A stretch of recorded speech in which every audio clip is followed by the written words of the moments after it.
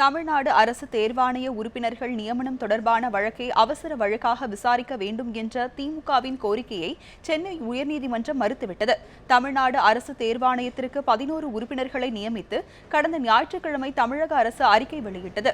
இதற்கு எதிர்ப்பு தெரிவித்து திமுகவை சேர்ந்த TKS இளங்கோவன் இன்று சென்னை உயர்நீதிமன்றத்தில் நீதிபதி சுப்பையா முன்பு முறையிட்டார். தகுதி இல்லாதவர்களை தேர்வாணைய உறுப்பினர்களாக நியமித்து இருப்பதாகவும் இந்த விவகாரத்தை அவசர வழக்காக விசாரிக்க வேண்டும் என்றும் கோரிக்கை விடுத்தார். ஆனால் அவரது கோரிக்கையை நிராகரித்த நீதிபதி வழக்கு தாக்கல் செய்யுமாறு உத்தரவிட்டார். இதனையடுத்து நாளை இந்த வழக்கு விசாரணைக்கு எடுத்துக் கொள்ளப்பட உள்ளது. இந்த நிலையில் இதே கோரிக்கையை வலியுறுத்தி சமூக நல நீதி பேரவையின் சார்பில் வழக்கறிஞர் பாலு என்பவரும் உயர்நீதிமன்றத்தில் வழக்கு தாக்கல் செய்துள்ளார்.